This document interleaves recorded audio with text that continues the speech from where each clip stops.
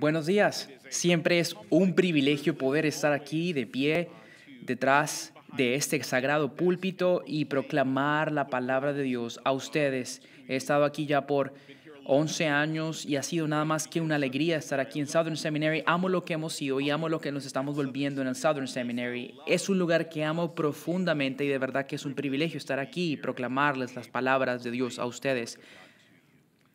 Tomen sus Biblias, acompáñenme al libro de Marcos, capítulo 10, versículo 35. Marcos, capítulo 10, versículos 35. Jacobo y Juan, los hijos de Zebedeo, vinieron a él diciendo: Maestro, queremos que hagas por nosotros lo que te pidamos. ¿Qué quieren que haga por ustedes?, les preguntó. Ellos le dijeron: concédenos que en tu gloria nos sentemos a tu derecha y el otro a tu izquierda. Jesús les dijo: ustedes no saben lo que piden. ¿Pueden beber la copa que yo bebo o ser bautizados con el bautismo con que soy bautizado? Le respondieron: podemos. Y Jesús les dijo: la copa que yo bebo, beberán y serán bautizados con el bautismo con que yo soy bautizado. Pero el sentarse a mi derecha o a mi izquierda no es mío el concederlo, sino que es para quienes ha sido preparado. Al oír esto, los 10 comenzaron a indignarse contra Jacobo y Juan. Llamándolos junto a él, Jesús les dijo: ustedes saben, los que son reconocidos como gobernantes de los gentiles enseñorean de ellos, y que sus grandes ejercen autoridad sobre ellos.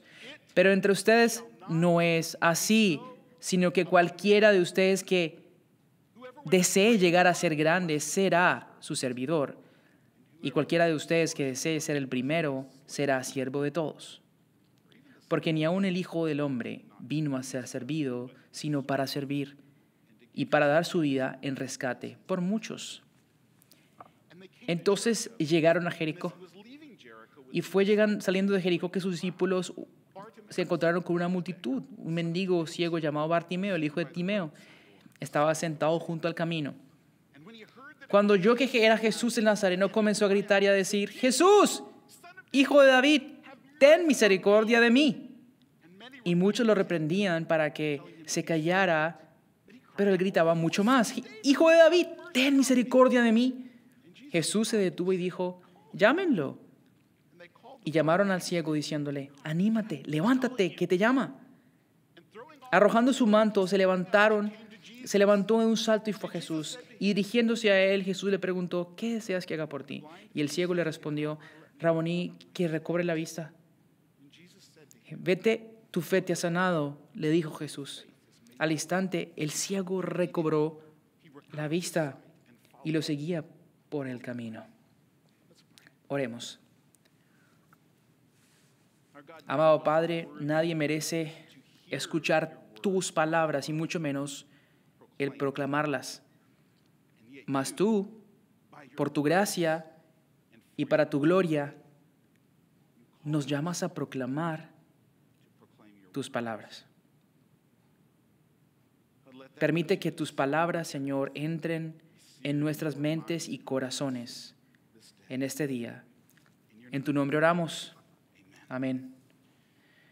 Si son como yo, cuando viajan en un avión, nunca escuchan la información de seguridad antes del vuelo. ¿Es así? Eso es así. Simplemente ignoramos esa información de seguridad. Y creo que es en parte, eso sucede porque lo hemos escuchado ya tantas veces, pero también es por otra cosa. Y es que porque muchas veces lo que se dice llega a ser un poquito absurdo entre todo lo que se dice. Dicen: si de repente llega a perderse la presión y caen las máscaras en la cabina, manténganse calma. Pensemos eso por un momento. Si máscaras empiezan a caer del techo, permanecer en calma no está en mi agenda. O uno de mis favoritos, cuando viajo de Louisville a Nashville y te dicen que ¿dónde se encuentran los flotadores de agua? ¿Saben ello acaso de la distancia que hay entre Louisville y Nashville no encuentra agua? No hay nada de eso entre Nashville y aquí. Pero hace unas semanas estaba ensayando en la República Dominicana y allí sí estaba escuchando, en parte porque estaba en 2 idiomas a la vez y en parte porque sí necesitaba saber dónde estaban los flotadores cuando venía de regreso a la República Dominicana. Y escuché una frase que siempre se dice, pero que se me quedó en la mente porque la verdad estaba poniendo atención en ese momento. Y la frase es esta: recuerde que la salida más cercana puede estar detrás de usted. Recuerda que la salida más cercana puede estar detrás de usted. ¿Y por qué dicen esto? ¿Por qué tienen que decirnos esto? Y creo que es porque tenemos la tendencia a asumir que al lugar que tenemos que ir está siempre delante de nosotros.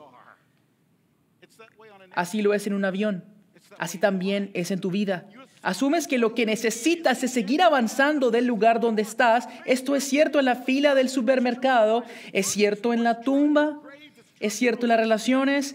Si tan solo llegara a ese lugar allí arriba, todo estaría bien. Si pudiera quitar este obstáculo de allí, todo estaría bien. Lo que necesito es seguir avanzando de donde estoy. Avanzar de donde estoy.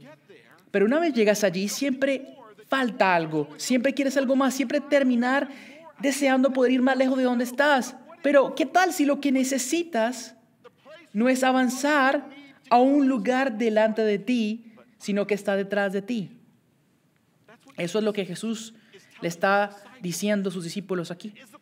El lugar a donde realmente tienes que ir no es uno que está más adelante de donde estás. La satisfacción que esperas sentir no llega al tener que clavar las garras y arrastrarte para llegar más adelante, sino que está atrás en la línea. La dirección a la que deberías ir no está delante de ti, sino detrás de ti, en la identidad de un siervo. Entonces establezcamos las cosas por un momento.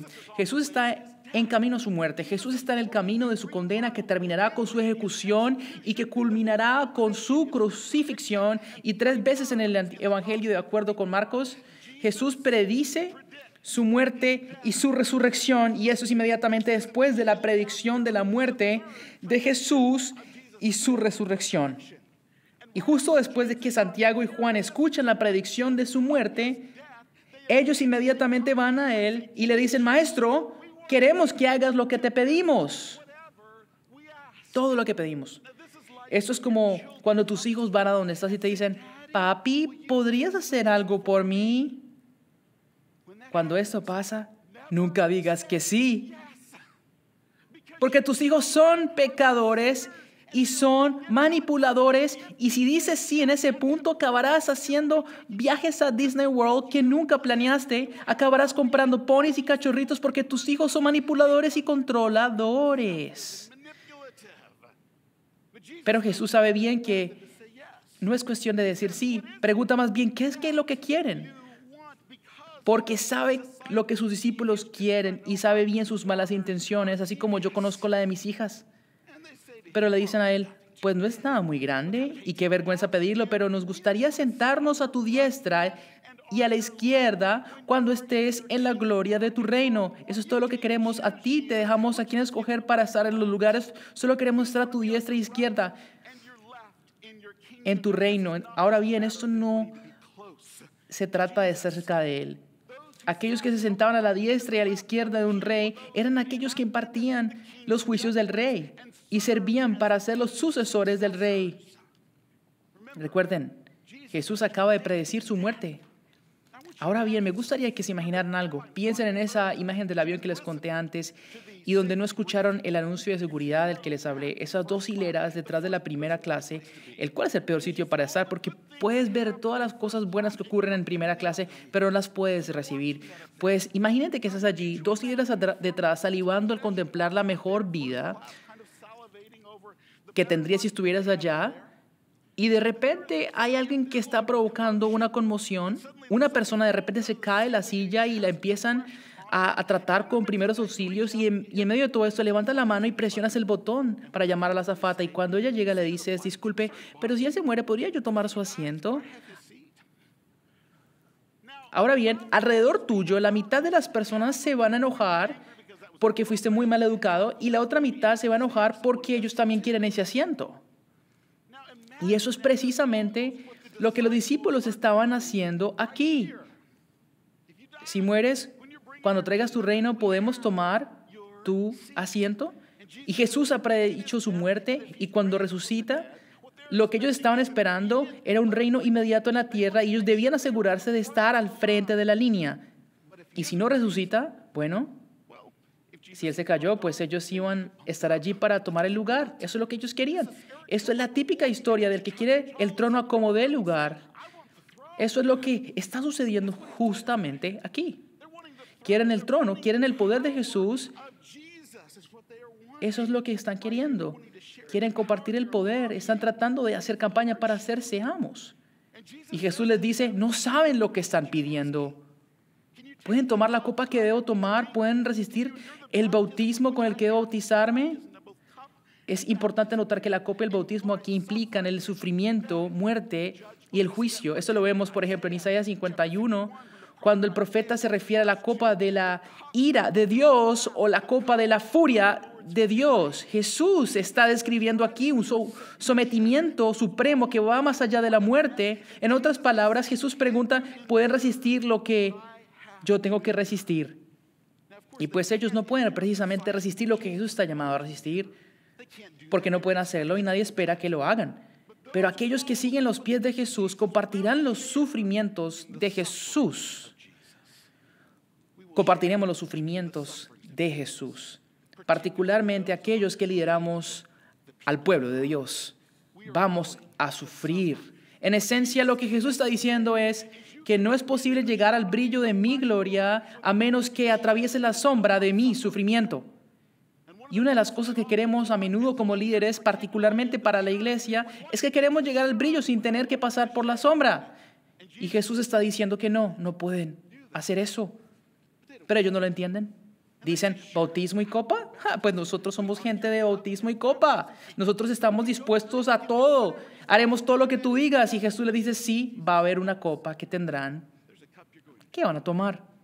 Van a ver en un bautismo con otro bautismo, y eso llega a ser cierto para ellos en particular. Santiago a este punto tiene 15 años más para vivir porque será decapitado por Herodes Agripa. Juan será exiliado y perseguido por el emperador. Y Jesús les está haciendo saber que ciertamente pasarán por la sombra del sufrimiento. Pero luego les hace saber algo más. Repartir el brillo de mi gloria a ustedes no me toca a mí. Eso no me toca a mí. No me toca a mí, sino que es dado a quienes se les ha preparado. Y existe una similitud con una de las parábolas en el libro de Mateo. Para aquellos quienes fueron preparados, se refiere a todos aquellos que son del rey. Entonces, de acuerdo con este contexto, tomamos ese significado, que aquellos por quien fue preparado se refiere a todos los creyentes, todos quienes Dios ha escogido, todos los que están en Cristo. Y hay una verdad hermosa aquí, de que si estamos unidos con Cristo, tú compartirás de su gloria. Haces parte de aquellos para quienes se les ha preparado para compartir en la gloria de Cristo. Se ha preparado para todo aquel que le pertenece a Él. Todos los discípulos de repente se enfadan y se indignan. Se cuenta este punto. Y como contaba hace un poco en ese vuelo, la mitad seguramente enfadados porque el comentario no era apropiado y la otra mitad porque ellos también querían estar en esos puestos. Y entonces dice que se indignaron, se enojaron y Jesús les llama y dice, los tales gobernadores de las naciones actúan así. Los gobernadores de este mundo que piensan que están al mando, ellos actúan de esta forma, enseñoreándose entre sí. ¿Entienden lo que dicen allí? Está diciendo, todos ustedes que odian las autoridades romanas, los gobernadores de Roma y los emperadores y todos aquellos, ustedes están actuando justamente así. Quieren usar el poder como el mundo usa el poder. ¿Y cuán a menudo vemos esto? Gente usando el nombre de Cristo, usa y abusa el poder de maneras que precisamente el mundo hace, así como aquellos que rechazan a Cristo. Y Jesús dice, así no será entre nosotros o entre ustedes. Y podemos mirar a tantos lugares alrededor nuestro y podemos apuntar y decir, ellos están abusando del poder de Cristo. Podemos apuntar al catolicismo romano, al evangelicalismo, incluso a nuestra propia convención bautista. Pero eso es lo que quiero que hagamos hoy. Me gustaría que nos examinemos a nosotros mismos, los que estamos aquí. Aquellos que estamos en este lugar, aquellos que se están preparando para el ministerio, debemos reconocer esto. Particularmente, si has sido llamado a ser un pastor, se te ha delegado un poder en tu rol como pastor, y este poder representa un privilegio que va más allá de la imaginación. Tienes el privilegio de pastorear el pueblo de Dios y proclamar la palabra de Dios y cuidar las almas de las personas que Cristo compró con su propia sangre. Ese es el poder que se te delegará. Y quiero que entiendas que esto no es algo que tú te has ganado, esto no es algo que tú mereces, no fue porque Dios no lo haya podido hacer sin ti. Ese día que fuiste llamado, Dios no estaba caminando en los pasillos del cielo rascándose el pelo pensando, ¿en dónde voy a encontrar a alguien que me vaya a ayudar a cumplir la promesa de que la iglesia prevalezca? Y luego de repente Dios abrió su internet, su computador, y tomó tu perfil de LinkedIn y vio que allí tú pusiste que eras uno de los alumnos de élite con grandes talentos de la comunicación. Y en ese punto Dios dijo, oh, ¿cómo puedo olvidarlo? Él fue quien escogí desde el principio de la creación. Él ayudará a rescatar mi iglesia y a mi pueblo. Gloria sea a mí, dijo Dios. Hay un par de razones por la cual esto no es cierto. En primera instancia, porque Dios no mira los perfiles de LinkedIn. Y la otra es porque tu llamado es un regalo. Les digo, es un regalo. Tu llamado es un acto de la gracia de Dios. No es un producto de tus talentos. Y porque es un talento, cualquier poder que poseas como líder del pueblo de Dios le pertenece a Dios, que se te ha delegado a ti para su gloria. Eso debe transformar completamente la manera en que empleas tu poder como pastor. Tu poder jamás se convierte en tu propiedad para que lo uses como se te plazca. No es así, no se trata así, jamás. Así que ahora, cuando se preparan a sí mismos para liderar a la iglesia de Dios, cuídense mientras se preparan. Cuídense de nunca abusar el poder que ustedes tienen como líderes de la iglesia de Jesucristo. Tú nunca explotes el poder que está conectado con el púlpito para avanzar tu perfil, para expandir tu plataforma, para explotarlo para tu placer. Como un hierro ardiendo, tatúate ese concepto en la conciencia. Así no deberá ser entre nosotros. Que arda esto en nuestro ser, en nuestra mente, en nuestra conciencia. Y aquí algo que he notado siendo pastor ya casi por un cuarto de siglo.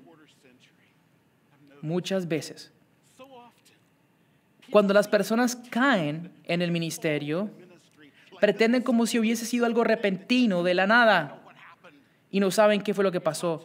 Les preguntas y te dicen, no sé qué pasó, un día me levanté en una cama, en otro estado, con un nuevo tatuaje, una nueva mujer y con la mitad del dinero de la iglesia, no sé cómo sucedió todo.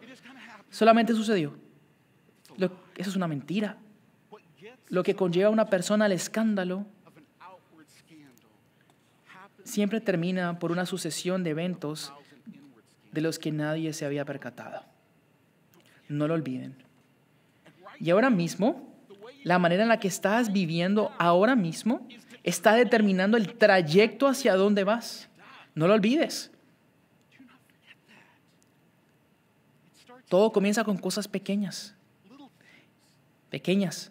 Ese comentario inapropiado momentáneo que haces sobre la apariencia de otra persona y del que nadie te llama la atención, todo comenzó allí. Comienza con compras pequeñas personales con la tarjeta de crédito de la iglesia. Pues me lo deben. Comienza con esa serie de mensajes de texto que borras para que nadie los vea. Comienza cuando estás al borde del abismo mirando de reojo la página inapropiada y solamente le hace falta un clic. Esa rabia y manipulación en las reuniones para que nadie te confronte. Es esa falta de transparencia y contabilidad que te hace falta al apropiarte de patrones negativos en la vida y que solo algunas personas pueden notar. Es ese momento en donde, en vez de escuchar y liderar con humildad, dices, la voy a ganar como sea. Miles de decisiones pequeñas que te mueven gradualmente hacia el punto de usar el poder delegado por Dios para tu beneficio, para tu gloria.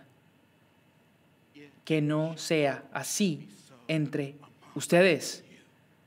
No será así entre nosotros. Que se fije esto en nuestra mente.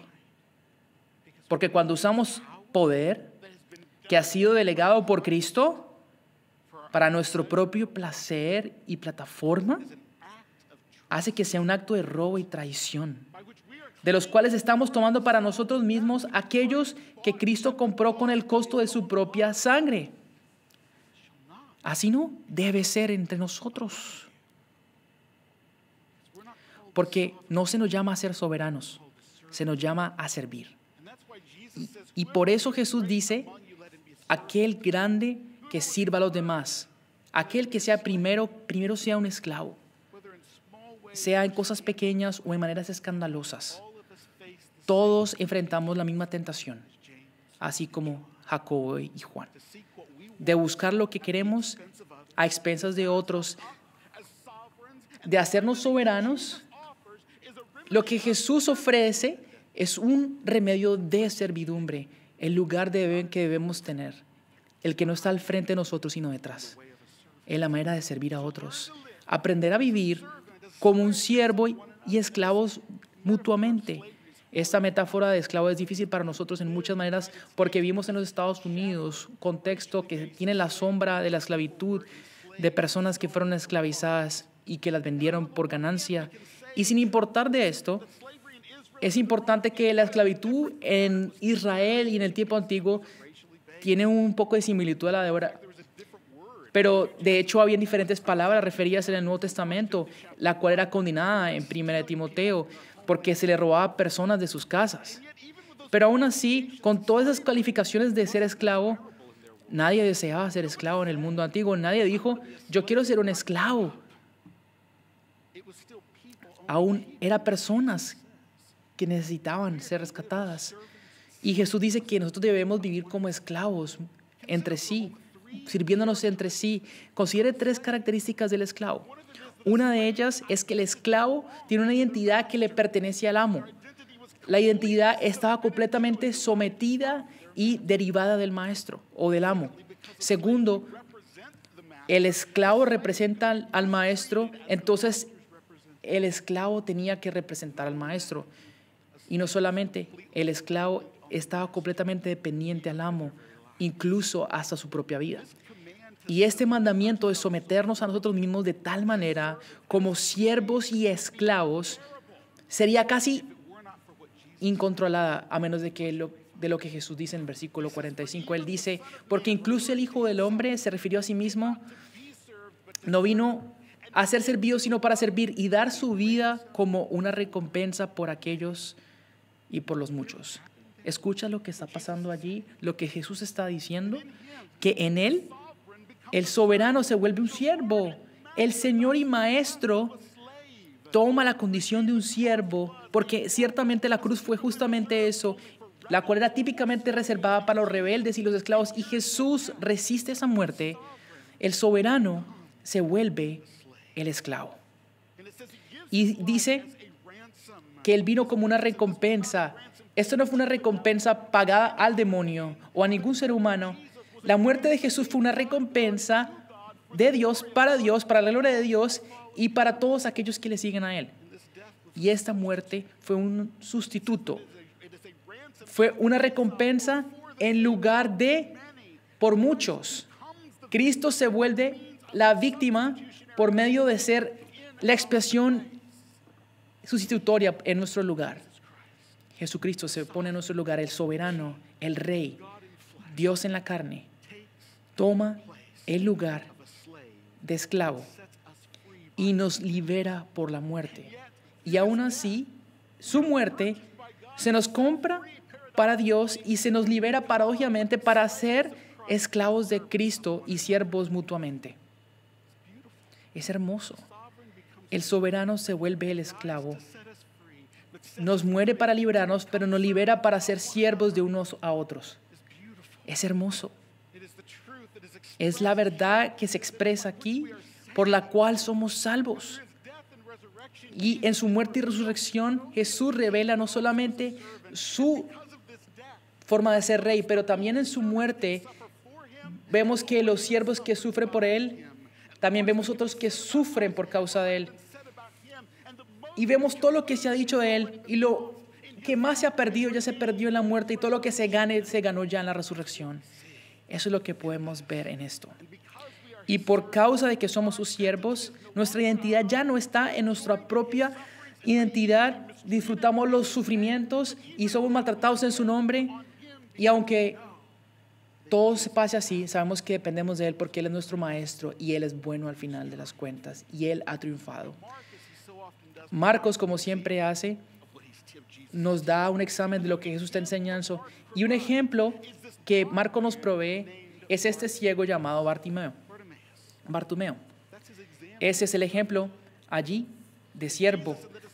Así como los discípulos y Jesús van caminando, pasan a través de Jericó, la ciudad de Jericó, y allí hay personas que están rogando para las personas que están pasando para Jerusalén. Y uno de ellos es este hombre llamado Bartimeo, que lamenta y dice: Jesús, hijo de David, ten misericordia de mí. Note allí que él identifica su vida con la de Jesús, reconoce que no tiene nada que ofrecerle a Jesús. Tú no gritas: Señor, ten misericordia de mí, a menos de que tengas algo para ofrecerme. Él sabe que no tenía nada que pudiera ofrecerle. Él sabe que Jesús no le necesita. Cualquier cosa que recibió de Jesús era un acto de gracia. Lo entendía, un regalo que no merecía. Y Jesús llama a Bartimeo. Tiene una frase extraña allí. Dice que le tira al lado, tira su capa.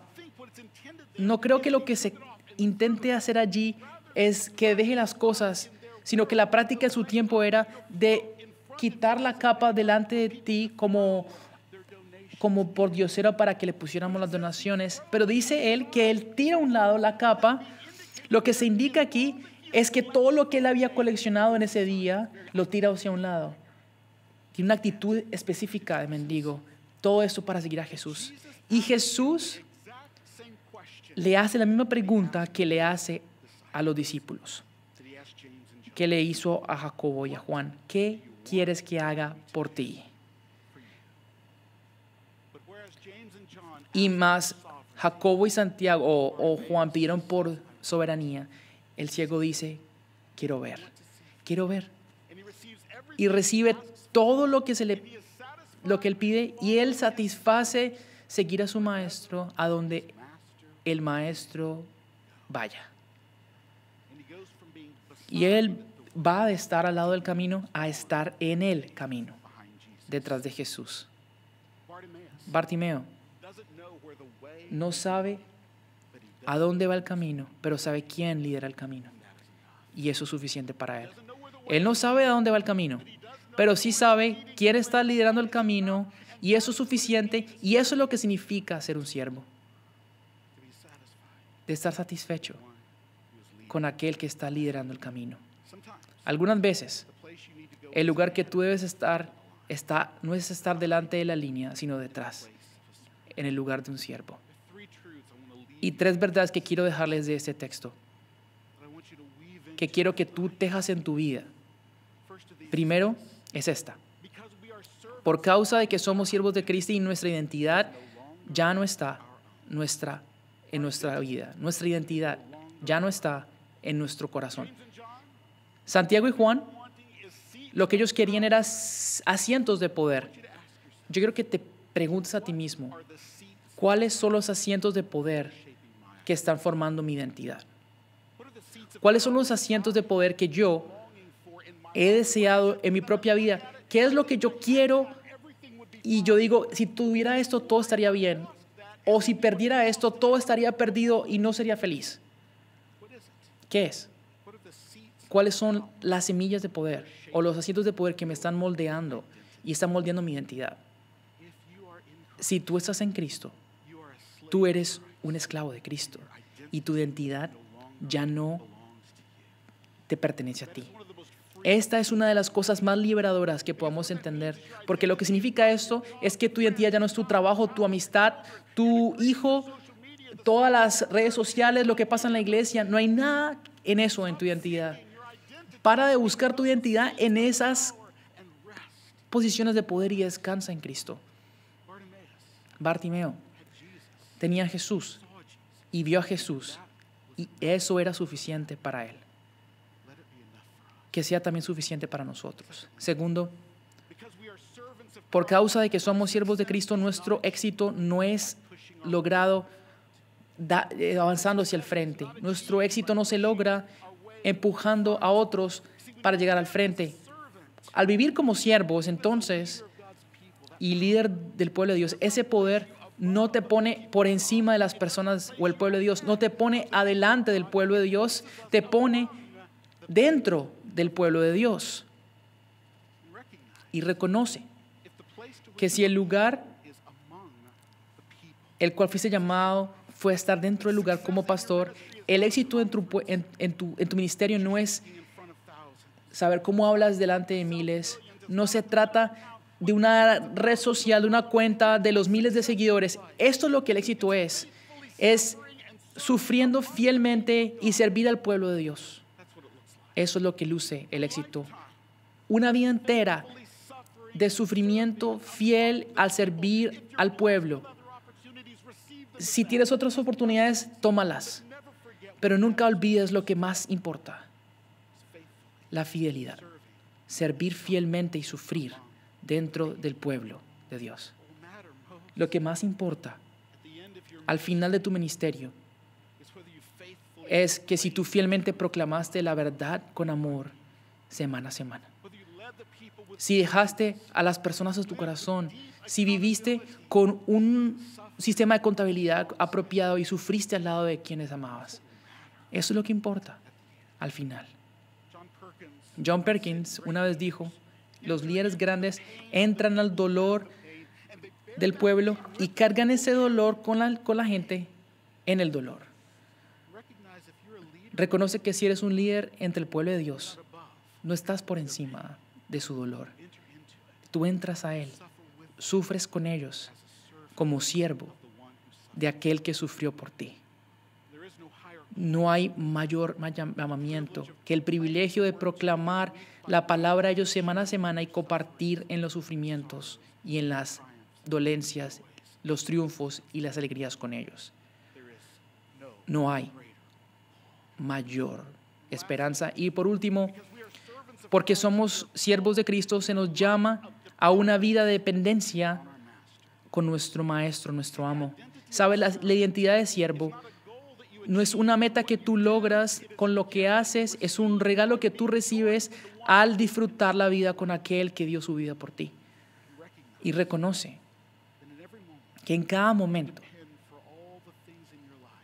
todas las cosas dependen de Dios y dependen del Maestro, del Amo Jesús. Ahora, es fácil decir que yo soy dependiente a Él. Y tú dices: sí, yo dependo de cada aliento, yo dependo cósmicamente de Jesús. Pero lleguemos más profundo en esto y reconozcamos que en nuestras luchas diarias, en nuestras tentaciones diarias, en nuestros triunfos diarios, todas estas cosas, tú dependes de Él absolutamente. Si hay algo bueno a lo cual fuiste llamado, tú dependes completamente de Él, de Jesús. Si hay un triunfo del que tengas en el púlpito del liderazgo, ten la seguridad que es por causa de Jesús y depende de Jesús. Y cuando la iglesia se caiga completamente, tú dependerás completamente de Jesús. Tú dependes completamente de Él. Jacobo y Juan llegaron a Jesús y le dijeron: Jesús, he aquí lo que te ofrecemos. Toma. Bartimeo dice: Señor, ten piedad de mí. No tengo nada que ofrecerte. ¿Dónde en tu vida necesitas admitir y quizás reconocer a alguna persona también un grado del cual eres dependiente? débil y vulnerable, no de una manera calculada en Facebook o para llamar la atención de la gente, este tipo de vulnerabilidad falsa que se retrata en las redes sociales, sino una que sea genuina. Decir, estoy vulnerable, roto y dependiente. ¿Dónde tienes que decir, Jesús, Hijo de David, ten misericordia de mí, de mí? ¿Dónde está ese lugar, ese momento? Ser siervo y esclavo de Cristo es estar dependiente completamente del Maestro que dio su vida por nosotros. Eres un siervo, eres un siervo. Y la salida más cercana a donde tienes que ir quizás no está delante de ti, sino algún lugar detrás tuyo. Hace unos meses fui a un parque de diversiones y obtuvimos los boletos para pasar rápido las filas. Y era un lugar lento que ni siquiera estaban haciendo las líneas rápidas. Y entonces la gente la permitieron entrar a las líneas rápidas. Y lo que empezó a suceder es que yo como que me empecé a irritar y frustrar y decir, si yo tengo un tiquete de línea rápida, entonces me tienen que dar el servicio de línea rápida. Y me estaba poniendo irritado con las personas que no tenían el pase rápido. Y lo que me di cuenta en ese momento fue que había algo particular, porque lo que estaba sucediendo es que yo estaba tan enfocado en estar siempre delante de todos que yo estaba perdiéndome del deleite de estar en el parque. Si tú pierdes de vista de lo que significa ser un siervo, eso es lo que va a pasar. Es que yo quiero estar en esa iglesia. Es que yo quiero estar en una iglesia y quiero estar en una posición, en un liderazgo, en otro rol. Yo merezco estar allá en la cima. Y el llamamiento de ser un siervo es decir, yo voy a encontrar el disfrutar en el lugar donde estoy. Yo voy a servir fielmente aquí, aun cuando solamente tenga que limpiar las sillas de la iglesia. Yo voy a servir fielmente aquí, donde sea que sea. Jacobo y Juan estaban buscando el asiento y querían ese puesto en el trono. Bartimeo dijo, Señor Jesús, yo solamente quiero a Jesús. Él es suficiente. Y Él es suficiente para ti. Para Él sea la gloria. Oremos. Señor, confesamos en muchas maneras que con arrogancia asumimos que merecemos más. Merecemos algo mucho más grande. Y Señor, te pido que tú enternezcas nuestro corazón para que seamos tus siervos, aquellos que se satisfacen simplemente tenerte a ti, para servirte. En tu nombre Jesús oramos. Amén.